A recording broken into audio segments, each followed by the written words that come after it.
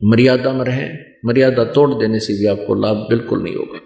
अब क्या बताते हैं कि फिर पीछे तू पशुआ कीजिए, दीजिए बैल बना।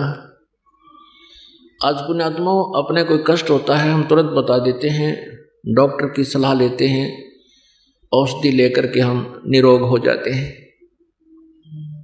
थोड़ी सी पीड़ा होती है, हम समाधान प्राप्त कर लेते हैं और फिर हम पशु बन जाएंगे। भक्ति ना करने से दिव्या सोए बली, जो रटे हरिनाम, और नहीं तो काट के फेंक दियो यो मुख में भलो नीचा।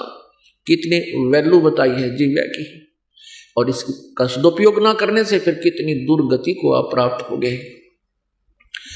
बैल बनोगे, बैल बनोगे और फिर क्या होगा, जुबान बंद होगी।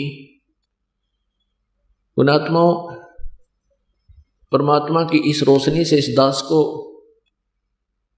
जब ये प्रकाश हुआ, परमात्मा की एक एक शब्द, एक एक वाणी हृदय में जगह बनाने लगी और पिछला बीता हुआ इतिहास सामने आने लगा। इस दास का जन्म किसान परिवार में हुआ।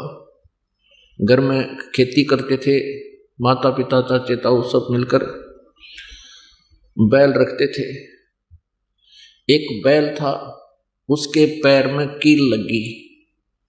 वो कील ऐसी थी लंबी 1-1.5 इंच की, ऊपर से उसकी कैप टूटी पड़ी थी, किसी ने रिजेक्ट होने से गली में फेंक दी, और वो अंधेरे में बैल के खुरों, पिछले खुरों के बीच में घुस गई। 2-3 बार जल्दी कदम रखने से वो बिल्कुल पूरी अंदर चली गई। अंधेरे में पता नहीं चला, हाली को खेतों में ले गया। पैर से बैल लंग कर रहा है, लेकिन हाली ने इस दृष्टिकोण से उसको रेस्ट नहीं दिया, क्योंकि वो वैद्य, जो देसी वैद्य होते थे, वो ये कहते थे कि बैल के नस पे नस चढ़ जाने से कई बार पैर में लंग हो जाती है, तो उस बैल को रेस्ट नहीं देना चाहिए, उसको चलते ही रखना चाहिए। गति करते रहने से वो अपने आप उतर जाती है, सेट हो जाती है। इस दृष्टिकोण से हाली ने उस बैल को सारा दिन प्रयोग किया, रोका नहीं। शाम तक उसका पैर सूज गया, सोजश आ गई और 3 पैरों से वापस आ रहा है। सुबह उठा नहीं, उस बैल को फिर छोड़ दिया गया और दूसरे बैल की व्यवस्था करके हाली खेत में चला गया। फिर किसी को बुलाया, जो वैद्य था, डॉक्टर था इनका पशुओं का, क्योंकि पैर सूज गया ऊपर घुटने तक। उसने बताया कि इसके घुटने में बा आ गया, तो घुटने के ऊपर गर्म पट्टी, जो भी व्यवस्था उसने औषधि बनानी शुरू की, लगानी शुरू की, और घुटने पर शुरू कर दी। कील लगी है खुर में, पैर में, पंजे में, और गोड्डे पर ट्रीटमेंट हो रहा है। अब वो बता नहीं पा रहा कि मेरा दर्द कहाँ है, और पहले वो अपलातून पाक रहा होगा, जो मनुष्य जीवन में था उसका यकीन नहीं हुआ होगा, तो ये भी दुरुक्ति हो जाएगी भगवान की भक्ति ना करने से। 1 महीने के बाद वो कील पक के, जहाँ कील लगी थी उस स्थान से पक के उसमें मवाद निकलने लगा, और उससे पहले खुरखार सारे चेक कर लिए थे, क्योंकि वो अंदर घुस की, ऊपर कोई नामो निशान नहीं था उसका। वो मवाद निकलने लगा, तब पता लगा रे तेरा गजब हो, इसके तो यहाँ पैर के खुरों में गड़बड़ थी सारी। 1 महीने पड़ा रहा, जल भी, आहार भी नहीं कर सका था, आंखों से पानी गिरा था, सूख गया। फिर वो कील निकलवाई, फिर वो स्वस्थ हुआ। तो परमात्मा हमें याद दिलाते हैं, हम गफलत गणी कर जाते हैं मनुष्य जीवन पाके, हम सोचते भी नहीं हमारे साथ ऐसा होगा। पुण्यात्माओं, सुखदेव ने 84 भुगती बना पजावे खरवो, तेरी क्या बुनियाद प्राणी तू पेंडा पंथ पकड़वो। कहते सुखदेव जैसे ऋषि ने भी 84 लाख योनियों का कष्ट उठाया, और तेरी क्या बुनियाद प्राणी तू पेंडा पंथ पकड़वो। पेंडा यानी वो मार्ग, वो पथ, वो रास्ता, वो सत साधना ग्रहण कर जिससे तेरी ये दुर्गति छूट जावे। वो मार्ग ग्रहण कर जिससे तेरी ये दुर्गति बचे, पशु पक्षी की योनियों में ना तू जा सके। सत भक्ति कर। और क्या बताते हैं सुखदेव ने 84 भुगती, और बना पजावे खरगो। सुखदेव जैसे महर्षि भी 84 लाख योनियों में भटकते रहे। सुखदेव ऋषि ने अपने आप बताया एक बार कि मैं गधा बन गया, 84 लाख योनियों भोग रहा था, अंधा हो गया। अंधा होने से मालिक ने मुझे त्याग दिया, लठ मारे गर्ते निकाल दिया। चलता चलता मैं जंगल की तरफ पगडंडी की अटकल सी लगाता हुआ चल पड़ा। आगे एक नाला था, उस नाले में गिरने लगा। मैंने छलांग लगानी चाहिए, मैं बीच फंस गया उसमें, मुंह आगे टेक गया, पीठ पछला हिस्सा पाछे फिट हो गया। ऐसा बन गया जैसे पाइप पुड़ी बन जाया करे। जंगल में दूर स्थान होने के कारण इक्का दुक्का व्यक्ति उस रास्ते से जावा था, किसी ने मुझे निकाला नहीं। मेरे कमर पर पैर रखे, पार होने लगे, मेरी पुली बना ली। 15-20 दिन में भुगत कर भूखा प्यासा वहां प्राण छूटे। अब क्या बताते हैं कबीर परमेश्वर जी के सुखदेव ने 84 भुगती बना पजावे खरगो, खर माने गदा, और तेरी क्या बुनियाद प्राणी तू पेंडा पंथ पकड़वो। अपने आत्माओं कहते हैं अगर यदि इंसान का खुद ना यकीन होए तो पिछले इतिहास दोहरा लेने चाहिए, ताकि आपको ये विश्वास हो जाए कि सचमुच ऐसा कहर हमारे ऊपर बहुत बार टूट चुका है। इसके लिए आप जी को एक एग्जाम्पल दिखाते हैं, एक सैंपल दिखाते हैं। महावीर जैन नाम के एक महापुरुष हुए हैं और उसके जीव की कितनी दुर्गति हुई उन्हीं की पुस्तक में विद्यमान है और वो सत्य है। अभी आपको दिखाते हैं। पुण्यात्माओं, परमात्मा की भक्ति प्रत्येक आत्मा करने की चेष्टा कर रही है, लेकिन सत भक्ति ना मिलने से, पूरा संत ना मिलने से वो भक्ति करके भी अपना जीवन नष्ट कर जाते हैं। आपको दिखाते हैं जैन धर्म का इतिहास। पुण्यात्माओं, इस प्रकार तुलनात्मक तरीके से हम देखेंगे, इसको आलोचना ना जाने, एक बहुत ही जो ना परोपकारी प्रयत्न समझें इस दास का। आलोचना वो होती है तो झूठी निंदा करे, किसी के बारे में बुराई करके उससे दूर करने की चेष्टा करे अपने स्वार्थ सिद्धि के लिए, नहीं परमार्थ के लिए। जो इन महापुरुषों की जीवनी में लिखा है दास केवल पढ़कर सुना रहा है और आपके रूबरू भी कर रहा है। कोई नो सोचा भी, क्योंकि पहले हम भ्रमित बहुत कर रखे हैं इन्होंने। सदग्रंथ कुछ बताते थे, ये उनकी सच्चाई ना बताकर हमारे को गलत ज्ञान सुनाते रहे। हमने सोचा ये विद्वान पुरुष हैं, सच बोल रहे होंगे। इसलिए दास चाहता है कि दूध का जला हुआ छाछ को भी फूंक मारता है। इसलिए सदग्रंथों के भी आपके रूबरू दास साथ साथ करा रहा है। और आधुनिक जो टेक्निक है, जो परमात्मा ने आधुनिक तकनीक हमें दी है, प्रोजेक्टर की भी, ये इसीलिए दिए हैं दाता ने, ना पहले कोई इनके समझ में आई। ये मनुष्य सत्र की ये खोज नहीं है, ना 4 युग हो गए आज तक कोई विमान बना पाए, ना कुछ और नहीं करा। एक रेड में 6 खेतर जोड़ कर रथ बना कर घुमाया करते, कितने काट ले जाया करते। तो ये इसलिए दिया परमात्मा ने कि आप जी परमेश्वर पहचानो और पीछा छुड़वाओ, क्योंकि अब ये पीक टाइम आ गया भक्ति का, या बिचली पीढ़ी चल पड़ी और अब पूरे विश्व में ये ज्ञान फैलेगा।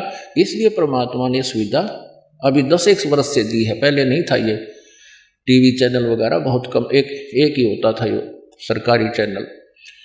तो ये परमात्मा की कृपा आपके ऊपर है। तो ये दास तो पढ़कर सुना रहा है। अब आपको दिखाते हैं जैन धर्म का इतिहास। ऋषभदेव जी, श्री ऋषभदेव जी जैन धर्म के प्रवर्तक हैं और उन ऋषभदेव जी को पूर्ण परमात्मा मिले थे आकर के, क्योंकि परमात्मा कहते हैं गोता मारूं स्वर्ग में जा बैठूं पाताल, और कह कबीर ढूंढता फिरूं अपने हीरे माणिक लाल। ये राजा थे, बड़े नेक व्यक्ति थे, परमात्मा की चाह इनके हृदय में गणी थी। तो परमेश्वर ने जाके इनको ज्ञान दिया कि जो साधना ऋषभदेव आप कर रहे हो ये मोक्ष मार्ग नहीं है। गरीबदास जी ने अपनी वाणी में लिखा है कि ऋषभदेव का आया कवि नामे करतार, वो कवि नाम का करतार कबीर देव ऋषभदेव के गया था और ये बताया था मैं वो कवि हूँ, वो कवि देव हूँ। कवि देव, कवि साहब जिसको हम कबीर देव बोलते हैं, जो जिसके विषय में वेदों में लिखा है, मैं वो भगवान हूँ। अब ऋषभदेव जी को इस बात का बड़ा विश्वास हुआ कि वेदों में ऐसा ही ये ऋषिगण बताते हैं। तो उन्होंने अपने ऋषि महर्षियों से भी बात की, जो उनके गुरु थे। उन्होंने कहा कि ये झूठ बोलता है, ऐसा कोई विधान नहीं है वेदों में। तो ऋषभदेव जी को भक्ति की प्रेरणा तो बहुत जबरदस्त लगी, भगवान के पाने की एक विशेष प्रेरणा होगी, क्योंकि परमात्मा ने, पुण्यात्माओं क्या होता है, परमात्मा ने उनके वह जोत जगा दी, भक्ति की प्रेरणा पैदा कर दी। जैसे जो पुण्यात्मा होती हैं उनको 2-4 बातों में ही एक विशेष कसक बन जाती है और भक्ति की तरफ वो अग्रसर हो जाते हैं। जैसे एक जोत होती है, घी होता है कटोरी में, उसमें एक ज्योति लगा दी जाती है और वो ज्योति किसी समय बुझ जाती है, तो उसमें घी विद्यमान है, ज्योति भी विद्यमान है, तो वो तुरंत सींक लगा दी माचिस की, वह जग जाती है। जो पुण्यकर्मी प्राणी होते हैं उनके पिछले अधूरे संस्कार रह जाते हैं, उनके अंदर भक्ति संस्कार हैं, तो तुरंत वो भक्ति पर अग्रसर हो जाते हैं। और जिनके ऐसी पिछली संस्कार नहीं है तो उनको नए सिरे से पहले ये दान धर्म भक्ति करवा के, सत्संग सुना के, उनके क्रम बना के फिर वह जोत जगाई जाती है, शुरुआत उनकी भी हो जाती है। तो एकदम इतनी प्रेरणा बन गई प्रभु के पाने की। परमात्मा ने बहुत ऐसे, जैसे दास साहब को बता रहा हूं, उन्हीं का दिया हुआ ज्ञान, यही ज्ञान उनको सुनाया कि ऐसी दुर्गति होगी, भक्ति नहीं करोगे तो ऐसा हो जाएगा। वो एकदम फड़क के परमात्मा पाने की तरफ हुई। अब वो तो एक बार आए महाराज जी तो परमेश्वर, और वो गुरु उनको रोज मिला करते ब्राह्मण लोग, क्योंकि पैसे के लालची राजा के घर प्रतिदिन चक्कर लगाया करते। तो परमात्मा के ज्ञान को तो भुलवा दिया, लेकिन फिर भी वो प्यारी आत्मा भक्ति बिना रह नहीं सके, ऐसी तरफ जगा दी परमात्मा ने उनकी। अपने बच्चों को सबको राज्य त्याग दे करके वो परमात्मा प्राप्ति के लिए अपने मनमुखी बनकर, जैसे उन ऋषियों से ज्ञान था, वो ओम नाम का जाप और साथ में हठ योग कर दिया। 1000 वर्ष तक तप किया, 1 वर्ष तक मौन धारण किया। अभी आपको उनकी डिटेल बताते हैं। तो कहने का भाव यह है कि उस समय ऋषभदेव जी के जहां से इन्होंने ये स्टार्ट किया भक्ति, उस समय केवल एक ओम नाम होता था, दूसरे साधना का इन ऋषियों को भी पता नहीं। तो ओम नाम का जाप और साथ में हठ योग, जो इस काल ने ब्रह्मा जी को आकाशवाणी से कहा था जब ये कमल के फूल पर बैठा था, तप करो तप करो। ब्रह्मा जी ने 1000 वर्ष तक तप किया। तो वो काल ब्रह्मा जी ने सोचा कि ये भगवान का आदेश है, लेकिन ये वेदों में प्रमाण नहीं है। वेदों में ज्ञान जो है पूर्ण परमात्मा द्वारा दिया गया है, वो ब्रह्म के अंतःकरण में फीड कर दिया था। ब्रह्म ने समय आने पर उसको बाहर करना पड़ा। उसमें से 5 वेद थे, 4 वेद रख लिए, 1 वेद नष्ट कर दिया, जिसमें बहुत डिटेल थी प्रभु की, परमेश्वर की। उस नष्ट किए हुए ज्ञान को परमात्मा बताने के लिए स्वयं आते हैं। तो अब प्रसंग चल रहा है ऋषभदेव जी का। तो ऐसी प्यारी आत्मा ऋषभदेव जी से ये जैन धर्म चला। तो ऋषभदेव जी प्रथम तीर्थंकर और प्रवर्तक जैन धर्म के माने जाते हैं। अब इनकी दास ये बताना चाहता है, सत भक्ति ना करने से भक्ति करते हुए भी दुखी रहे प्राणी। ये देखिएगा, जैन संस्कृति कोश, जैन इतिहास, संस्कृति, कला एवं पुरातत्व, ये कहाँ से छपा है? जैन संस्कृति कोश, जैन इतिहास, संस्कृति, कला एवं पुरातत्व, प्रथम खंड। लेखक है प्रोफेसर भागचंद्र जैन भास्कर और समति प्राच्य शोध संस्थान नागपुर, कला एवं धर्म शोध संस्थान वाराणसी। ये पूरा पेज देखो इसका। अब ये प्रकाशक हैं जैन संस्कृति कोश, प्रथम खंड। लेखक है प्रोफेसर भागचंद्र जैन भास्कर, प्रकाशक ये दोनों मिलकर हैं। अब ये स्वर्गीय पूज्य पिता श्री गोरेलाल जी जैन एवं पूज्य श्री मातु श्री पूज्या तुलसा देवी जैन की पुण्य समृद्धि में सादर समर्पित।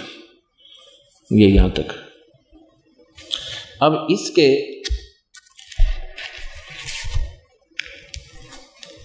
ये देखिएगा 175 पृष्ठ पे, ऋषभदेव के पौत्र मारीची, भरत के पुत्र, जो पुराण में वैदिक धर्म के प्रवर्तक माना गया है। ये जो मारीची है इससे वैदिक धर्म चला था। अब ध्यान से देखना पुण्यात्मा, आप बहुत इंटेलिजेंट बालक हो, अब कंप्यूटर तक बना लिया आपने, तो ये तो बहुत आसानी से समझ सकते हो। ऋषभ देव के पौत्र यानी पोते मारीची जो भरत के पुत्र थे, और जिसको मारीची को पुराण में वैदिक धर्म का प्रवर्तक माना गया है। यही मारीची जैन परंपरा में आगे चलकर महावीर जैन यानी वर्धमान बना, महावीर जैन हुआ। यही आत्मा मारीची वाली जो ऋषभ देव के पौत्र थे, पोते। अब आगे देखते हैं जैन धर्म का, ये देखो 176 पृष्ठ पे, जैन धर्म का विकास इतिहास। तीर्थंकर ऋषभ देव की जीवन घटनाएं। तीर्थंकर ऋषभ देव अंतिम कुलकर नाभिराज के पुत्र थे। उनकी माता मरु देवी थी। वे इक्ष्वाकु वंशी नाभिराज अयोध्या के एक लोकप्रिय राजा थे। तरुण होने पर नाभिराज ने ऋषभ देव का विवाह सुनंदा और सुमंगला से कर दिया। 2 पत्नियों से विवाह कर दिया। सुनंदा ने तेजस्वी पुत्र बाहुबली और पुत्री सुंदरी को जन्म दिया। 2 संतान हुई। और सुमंगला ने भरत सहित 99 पुत्रों को और ब्राह्मी पुत्री को जन्म दिया। यानी ऋषभ देव का 100 पुत्र 2 बेटियां थी। समय आने पर ऋषभ देव ने भरत को अयोध्या का, बाहुबली को तक्षशिला का और शेष युवराजों को उनकी योग्यता अनुसार राज्य सौंपकर संसार त्याग दिया। और यानी मरे नहीं, अपना घर त्याग दिया। दीक्षा लेकर यानी किसी ऋषि से दीक्षा लेकर साधना में लीन हो गए, गुरु बनाकर। साधना काल में पाणिपात्री ऋषभ देव 1 वर्ष तक निराहार रहे, कुछ नहीं खाया 1 वर्ष तक। बाद में बाहुबली के पौत्र श्रेयांश कुमार ने इक्ष्वाकु रस देकर उनकी इस निराहार वृत्ति को तोड़ा। लगातार 1000 वर्ष तक तपस्या करने वाले मुनि ऋषभ देव, फिर 1000 वर्ष तक तपस्या की। मुनि ऋषभ देव ने अंत में केवल्य ज्ञान प्राप्त किया। केवल ये 4 मुक्तियां होती हैं, उसमें से केवल्य ज्ञान इनको प्राप्त हुआ। धर्म देशना प्रारंभ की, नाम देना शुरू कर दिया। प्रथम धर्म देशना यानी प्रथम उपदेश किसको दिया? भरत के पुत्र मारीची को दिया। यानी अपने पौत्र मारीची को दिया। और यही मारीची आगे चलकर महावीर जैन बना, जो बाद में 24 में तीर्थकर महावीर बने। प्रथम धर्म देशना, ऋषभ देव ने 1000 वर्ष तपस्या करने के बाद नाम देना शुरू किया और प्रथम नाम उपदेश अपने पोते को दिया, भरत के पुत्र मारीची को। और यही मारीची आगे चल के 24 में तीर्थकर महावीर बने, महावीर जैन जिसको कहते हैं। पुण्यात्मा, आपका सौभाग्य है कि सदग्रंथों का रहस्य आपके रूबरू हो रहा है।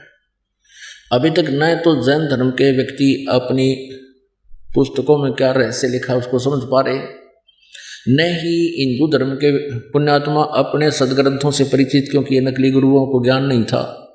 ये आज तक ये नहीं बता सके ब्रह्मा विष्णु महेश के माता पिता कौन है। इनके इतिहास में लिखा, इनके सतीथि अदरो अमर बताते हैं ये नासवान है। तो ऐसे हमें भ्रमित कर रखा है, इन्होंने हमारे ऊपर कैर ढा रखा है। नकली गुरुओं ने हमारे जीवनों को नष्ट कर दिया। परमात्मा आते हैं, उनके साथ ही बदव्यवहार करके उसके ज्ञान को दबा देते थे। लेकिन परमात्मा ने यह समय फिक्स कर दिया था कि कलयुग में सबको शिक्षित करूंगा, उसके बाद अपने बच्चों को अपनी पहचान बताऊंगा, ये आसानी से समझ जाएंगे।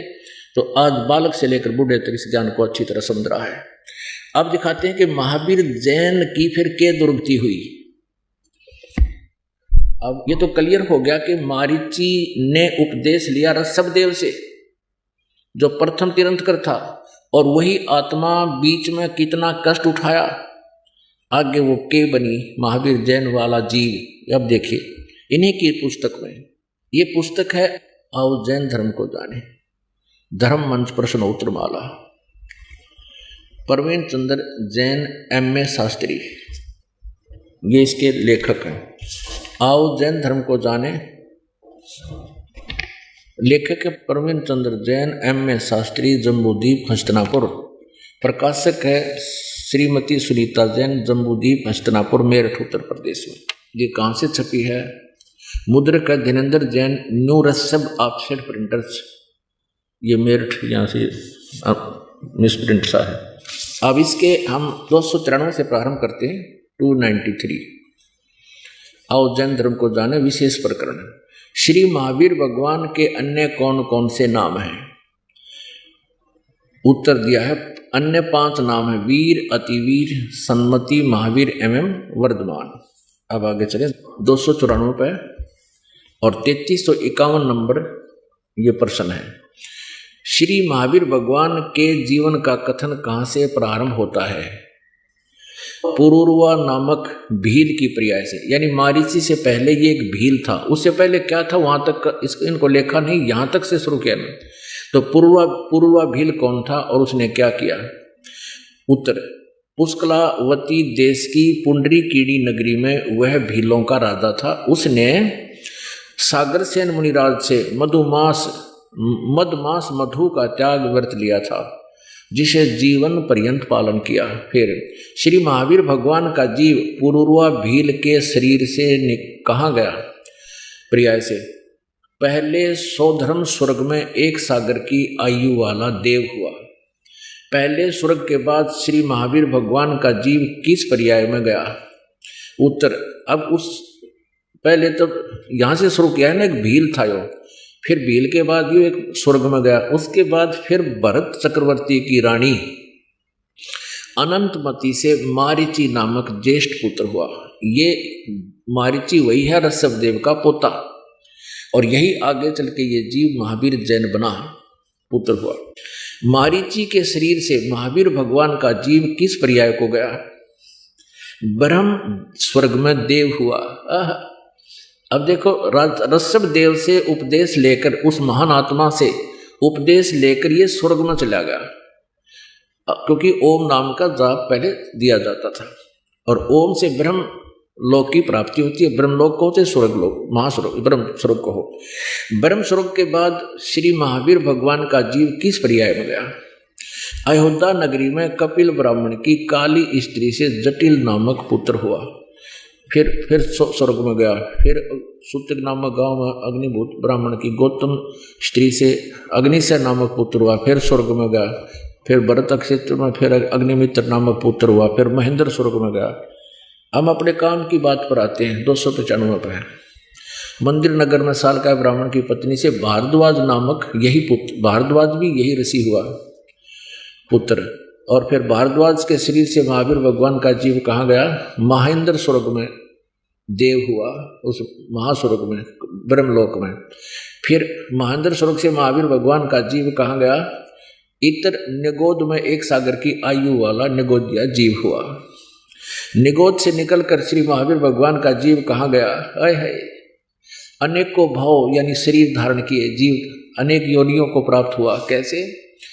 1000 बार आक वृक्ष के जीवन भव, और 80,000 सीप के भव, 20,000 नीम वृक्ष के भव, 90,000 बार केली वृक्ष के भव यानी केले के वृक्ष बना, 3,000 बार चंदन वृक्ष के भव, 5 करोड़ बार कनेर वृक्ष के भव, 60,000 बार वैश्या के भव, वैश्या, और 5 करोड़ बार शिकारी के शरीर भव, और 20 करोड़ बार हाथी, 60 करोड़ बार गधे के भव, ओ तेरा गजब भैया, 30 करोड़ बार कुत्ते का जीवन, 60 करोड़ बार नपुंसक के भव, 20 करोड़ बार स्त्री के भव, 90 लाख बार धोबी के भव, 8 करोड़ बार घोड़े के भव, 20 करोड़ बार बिल्ली के शरीर भव, और 60 लाख बार गर्भपात से मरण, माँ के पेट में मर गया, और 80 लाख बार